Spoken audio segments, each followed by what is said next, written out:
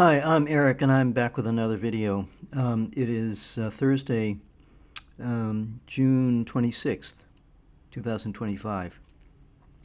And a couple of questions have been on my mind, and I want to address them today. Today I was talking with a very good friend of mine, and he's from England, and he's a very astute person, both spiritually as well as politically. And he asked me the question: do I think that this war that broke out in Iran is run its course and it's going to be finished? And I told him that I said, look, the United States has been existing since 1776. Its Constitution, which was actually kind of foisted upon the people by oligarchs and slave owners, is has been at war for roughly 90% of the time that the country has been in existence. It is so embedded in the cultural DNA of the country, at least in the elites who are able to drag the rest of the population along. And I call this a endless war abroad and class war at home.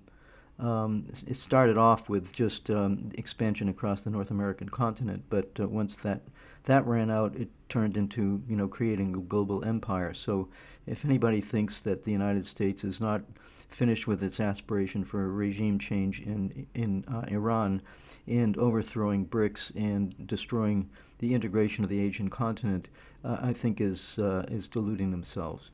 But the other aspect of this is somebody that I want to pay tribute to, whose name is Andrei Martyanov. And Andrei Martyanov was a Soviet-born person, and he got a military education in the Soviet Union. He's an extremely smart, very well-informed person, and he's been giving commentary on the way the U.S.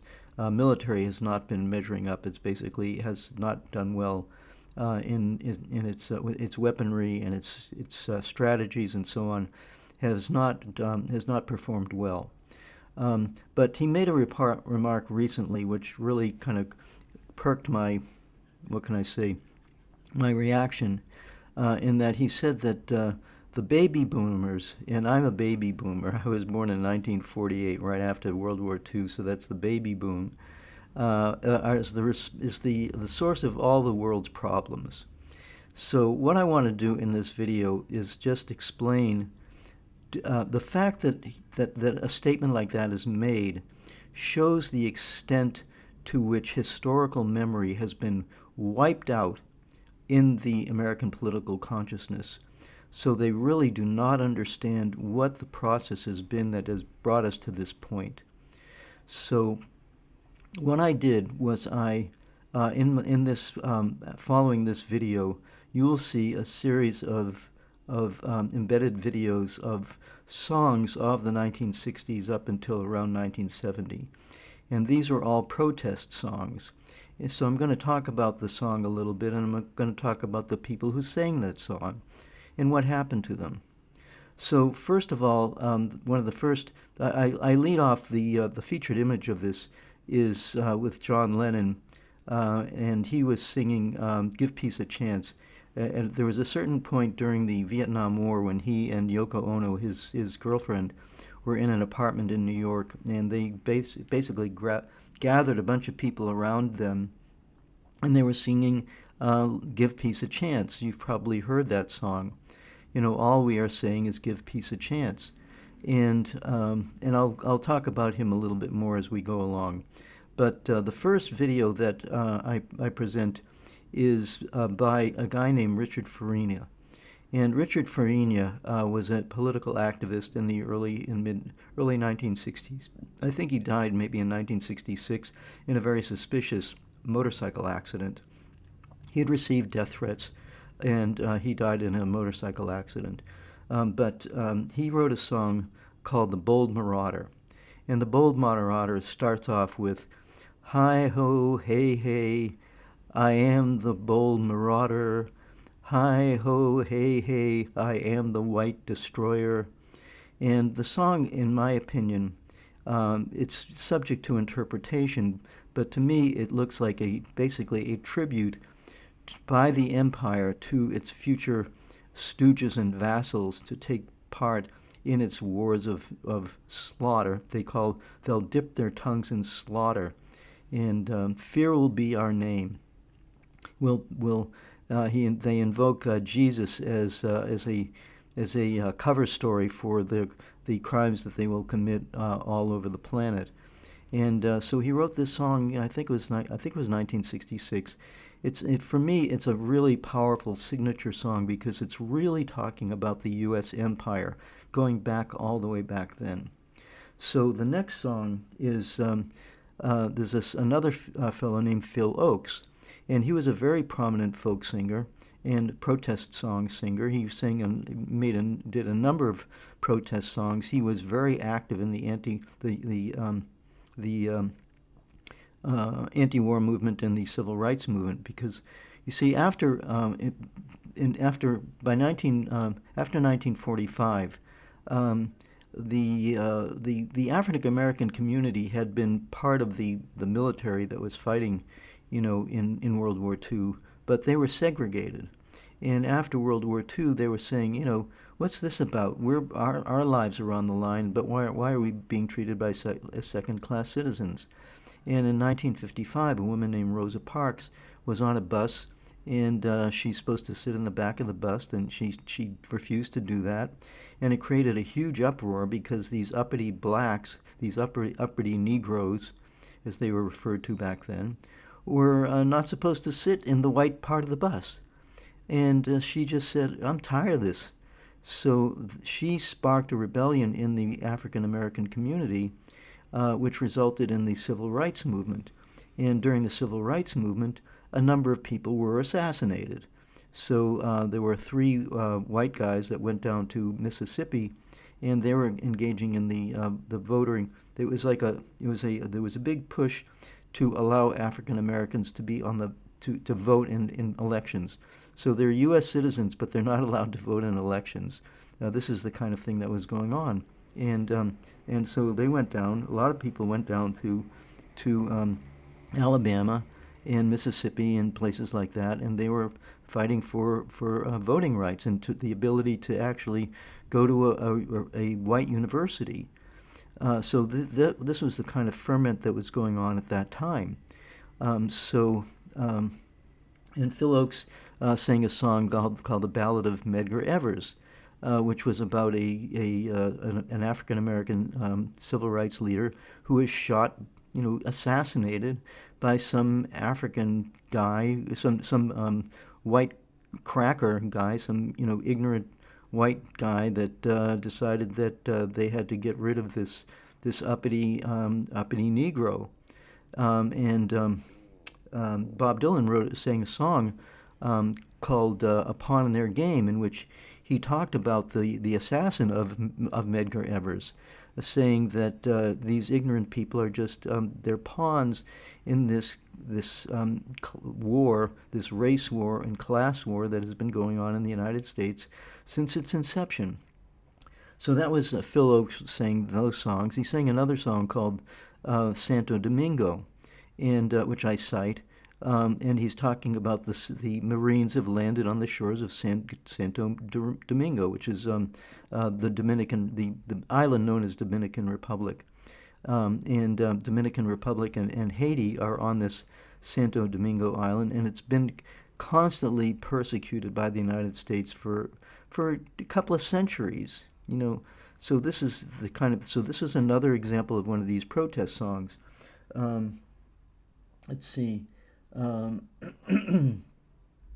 Another song that he sang during the Vietnam War period, when there were a lot of protests, was "I Ain't Marching Anymore," and he's talking about he's not going to be a soldier; he's going to resist. And there was another song that he sang called "Love Me, I'm a Liberal." So it's not like the current status of the Democratic Party is something new. The Democratic Party has been what can I say, whitewashing imperialism and capitalism, the crimes of imperialism and capitalism for a very, very long time, but they clothe it in the ideas of freedom and democracy, and he's calling them out on that. The Republicans, anybody who understands, what the Republicans do is they go for the freedom and limited government. So that means limited government. We don't want the government get the government on our backs, and that is what they really mean is allow the corporations to get complete control of the society with no checks and balances against them, so that they can completely crush us. That is the actual agenda of the Republican Party, but they clothe it in the idea of libertarianism and getting the government off our backs. Getting the government off your backs means when you're my age, you're not going to get any of the money that you paid into the Social Security system because Wall Street needs it for its own benefit, and you're going to starve to death. That's the ultimate goal, as George Carlin said back in the day, and his words have never been truer. So that was Phil Oakes. Then you had, of course, Bob Dylan, who I mentioned earlier, and he was one of the very first protest singers, and he sang songs like Masters of War, in which he calls out the military-industrial complex straight out. I think he sang that song in 1963, and he sang songs like The Times Are Changing, where he foresaw or hoped to see significant changes, I would say cultural changes, in the United States. But as we will see, the changes that he hoped to see happen didn't happen. And in fact, there is evidence that he was nearly killed in a motorcycle accident, very similar to what happened to Richard Farina. So, I should mention Phil Oakes was, as I say, was very active in the movement. And when the movement started to lose momentum, he went to Africa, and lo and behold, and he had a wonderful voice. And somebody attacked him and slit his throat, destroying his career. And he ended up either being suicided or he committed suicide. We don't really know. But that was an example. So you have Bob Dylan nearly assassinated. You had Phil Oakes at least seriously attacked. You had Richard Farina probably assassinated. And then, let's see, who else do we have here? So then, and there's going to be others, and I cite these people at the end of the notes of this video. But one of the next videos that I show is about Kent State. So in 1970, what happened was I was a university student there. It was my senior year, and the President of the United States, now listen carefully here, the President of the United States, without congressional authorization, authorizes an attack on a third country, an act of war, and it violates not just the U.S. Constitution, because the President does not have the authority to attack other countries, to engage in acts of war, essentially undeclared war, but it's war against a sovereign country without congressional approval. There has to be some reason for it and some authorization of the Congress in order to do that. He didn't do that. That's President Nixon. He didn't do that. So as a result, the campuses were already in great ferment because of this war. The idea being that if you're a student, you had a student deferment. But if you lost your deferment for one reason or another, you could be drafted and what can I say, press ganged to go to Vietnam, where there's a reasonable chance you would either die or die of Agent Orange, or get mentally screwed up for the rest of your life, I actually sold my house to a guy who was a Vietnam veteran. This was in 1990. It was 2002. I sold my house to this Vietnam veteran, and the guy was still shaking. He was in a military uniform, still shaking in with PTSD, years after his service in quote unquote his servitude as a what is cannon fodder for the empire. So you had this tremendous crushing of a whole generation of these guys. Um, so anyway, there was a what happened was that the campuses just exploded with anger and protest, and there was a protest taking place on this university called Kent State in Ohio, and the governor called in the National Guard and shot four unarmed students peacefully demonstrating dead. And so they have this song called Four Dead in Ohio. And they say, Nixon's coming, we're on our own. What are we going to do? The government is crazy. They're killing us. If you protest against war, they will kill you. So that was another song that came out of the 1960s. Another song was Creedence Clearwater Revival, which is another great rock group, and they sang a song called "Fortunate Son." And he's saying, I ain't no senator's son, no. And he's talking about the fact that the rich people, they don't go to war. It's the middle class and working class who are forced to go to fight these wars. They do the dying, and the upper classes make the profits. So that song, a very, very popular song. And so that's another example of one of these protest songs.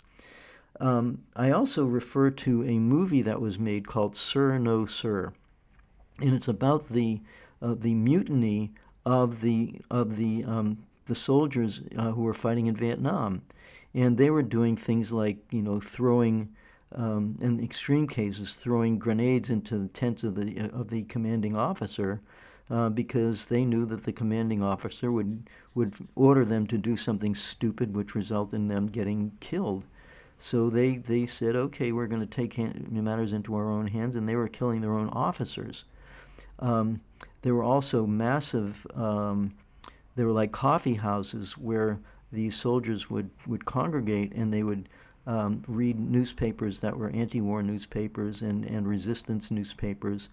And so what happened is by the end of the Vietnam War, the country was they were so out of control that the people who were running the country at that time made a decision that they had to do something to get the country back into control. And one of the things that they did was they decided to get rid of the involuntary draft, and essentially created what we would call the poverty draft. So the people who had some kind of reasonable education and could get a fairly decent job, um, they had a reason to just get a regular job. But if you were undereducated, or you were convinced that the empire was fighting for freedom and democracy, and there's a fair number of people who fell for that bullshit, they would get a uniform and they would go off to fight the empire's wars, which is exactly what happened in the Iraq War and the Afghan War. But what's happened is that as time has gone by, these people have wised up and realized that they're cannon fodder, and as a result, the U.S. military has had to pull back, and now they hire people like ISIS and Al-Qaeda, who they surreptitiously fund to fight the wars, because the American people have basically run out of gas. They cannot imagine, they really do not want to fight these wars, but the empire has to keep the wars going. So that is essentially what has been happening. Now, there was another. So I mentioned Fortunate Son. I've mentioned Sir No Sir, and then you have John Lennon, and he was singing songs like "Give Peace a Chance" or "Imagine." Imagine all the people living life in peace. Heaven forbid. And he was also persecuted by the U.S. government, and eventually in 1980 he had so the Beatles broke up essentially in 1970, but John Lennon. Basically, what happened was John Lennon was going in a much more radical political direction than the rest of the Beatles. They were more apolitical, but John Lennon was not, and he was basically kind of leading this movement. And so he was in New York, and some guy, was tracking him. And John Lennon came out of his apartment one day. This guy stands in, or not stands, but kneels in front of him, shoots 5 bullets straight into John Lennon's heart, killing him instantly. The police say, "Good shot, group." And this guy is considered just a kind of a lone nut, like Lee Harvey Oswald, who presumably killed President Kennedy, but he was on camera saying, "I'm just a patsy. I had nothing to do with this." So you see, this is the kind of misdirection that goes on, and people who get too much get in the way of the empire. They're putting their lives at risk. And John Lennon was one of them. Phil Oakes was another one. Richard Farina was another one. And there were other people like in the African American community, like Fred Hampton or Huey Newton, and people of that nature. Many of them either were killed or they were sent to prison for decades. Leonard Peltier was an Indian activist. He was in jail for like 50 years. They eventually let him out at the age of 80. When he's what can he do at age 80? So this is so when people say my generation never did anything, a lot of them bled and died, and we protested and we pleaded for the empire to stop doing these terrible things. So there was one group called Steppenwolf, and this was another rock and roll group, and they were talking about they had a song called Monster, and it was basically a brief history lesson of how people came to North America to escape from oppression in Europe, and but what happened was they ended up slaughtering the Indians, enslaving people, and causing this whole empire to arise. And the refrain of the song is, "America, where are you now?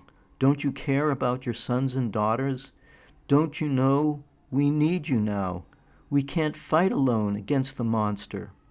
So you see, there's this narrative that it was our parents' generation who were the good guys because they fought the Nazis. Granted, that's true.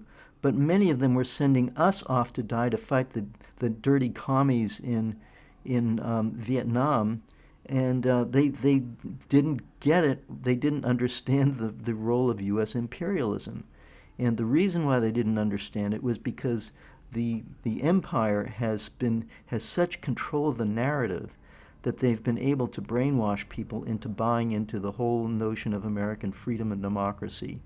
That's essentially what's happened. So I'll mention that, and then there's one other song that I wanted to mention by this group, which was one of my favorite rock and roll groups, called Jefferson Airplane, and they were out of San Francisco, and they had a lot of pretty cool acid rock songs. Probably the most famous one is White Rabbit, which is clearly an anthem to probably taking some type of psychedelic. But in any case, in their later album, one of their later albums, they had a song called the House at Punil Corners, and it starts off by singing something like, "You and me, we keep walking around and we see all the bullshit around us. We try and get your mind on what's going down. Can't help but see the rhinoceros around us."